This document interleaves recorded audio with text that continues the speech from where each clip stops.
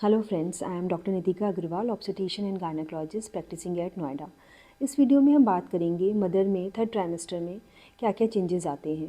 Third trimester का समय होता है 28 से 40 वीक्स ऑफ प्रेगनेंसी का, और मंथ की बात करें तो थर्ड ट्राइमेस्टर में 7th, 8th और 9th मंथ आते हैं। थर्ड ट्राइमेस्टर के दौरान आपके डॉक्टर आपको फ्रिक्वेंटली विजिट करने के लिए बोलेंगे, जो कि एवरी 2 वीक्स होती है टिल 36 वीक्स, और उसके बाद आपको हर हफ्ते अपने डॉक्टर को ज़रूर विज़िट करना चाहिए। आगे बात करते हैं थर्ड ट्राइमेस्टर में मदर में क्या क्या चेंजेस आते हैं। इस समय मदर को अपने लोअर बेली या एब्डोमेन में एक टाइटनेस, हैवीनेस और क्रैम्प्स की फीलिंग होती है। ये इसलिए होती है क्योंकि हमारे यूट्रस में इरेगुलर माइल्ड कॉन्ट्रैक्शंस हो रहे होते हैं, जिसे हम ब्रैक्सटन हिक्स कॉन्ट्रैक्शंस कहते हैं।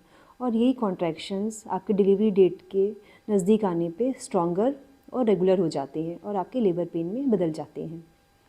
सेकंड पॉइंट है, इस समय आपको लोअर बैक एक ज़्यादा हो सकता है, क्योंकि थर्ड ट्राइमेस्टर में आपका वेट भी ज़्यादा बढ़ रहा होता है और बेबी का साइज़ भी पहले 2 ट्राइमेस्टर के कंपैरिजन में काफ़ी रैपिडली इंक्रीज़ हो रहा होता है, जिस वजह से वो हमारे स्पाइन पर प्रेशर डालता है। थर्ड पॉइंट है, ब्रेस्ट में हैवीनेस की फीलिंग पहले की कंपैरिजन में ज़्यादा होती है। साथ ही निपल से एक थिक वाइट मिल्की डिस्चार्ज निकलता है, जिसे हम क्लेस्ट्रम कहते हैं। फोर्थ पॉइंट है, थर्ड ट्राइमेस्टर में स्लीपिंग डिफ़िकल्टी हो सकती है, क्योंकि बेबी की ग्रोथ काफ़ी फास्ट होती है, जिस वजह से हमें काफ़ी अनकंफर्टेबल फील होता है और टायर्डनेस की फीलिंग होती है। फिफ्थ पॉइंट है, इस समय हार्ट बर्न, एसिडिटी और रिफ्लक्स होना कॉमन है, क्योंकि प्रेगनेंसी की वजह से डिफरेंट हार्मोन्स रिलीज़ होते हैं जो हमारे इंटरनल वॉल्व्स को रिलैक्स कर देते हैं। इस समय फेस, हैंड, एंकल्स पे सूजन आना कॉमन होता है, पर यदि इन सूजन के साथ साथ आपका बीपी बढ़ रहा है या आपको ब्लरिंग ऑफ विजन हो रहा है या आपको हेडेक हो रहा है, तो आप अपने डॉक्टर से ज़रूर कंसल्ट करें। सेवन्थ पॉइंट है, थर्ड ट्राइमेस्टर में आपको टेंडेंसी ऑफ यूरिनेशन भी बढ़ जाता है, क्योंकि ग्रोइंग बेबी आपके ब्लैडर पे प्रेशर डालता है, जिस वजह से आपको फ्रीक्वेंसी ऑफ यूरिनेशन हो सकती है। एट्थ पॉइंट है, थर्ड ट्राइमेस्टर में आपको शॉर्टनेस ऑफ ब्रेथ या डिफ़िकल्टी इन ब्रीदिंग हो सकती है, क्योंकि आपका ग्रोइंग बेबी डिफरेंट ऑर्गन्स पे प्रेशर डालता है, जैसे कि लंग्स। इसके लिए आप ब्रीदिंग एक्सरसाइज कर सकते हैं। नाइन्थ पॉइंट है, इस समय स्ट्रेच मार्क्स और ज़्यादा प्रोमिनेंट हो जाते हैं, क्योंकि थर्ड ट्राइमेस्टर में बेबी की ग्रोथ मैक्सिमम होती है।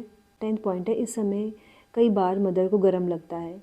ये इसलिए होता है क्योंकि बच्चे की स्किन हीट रेडिएट करती है।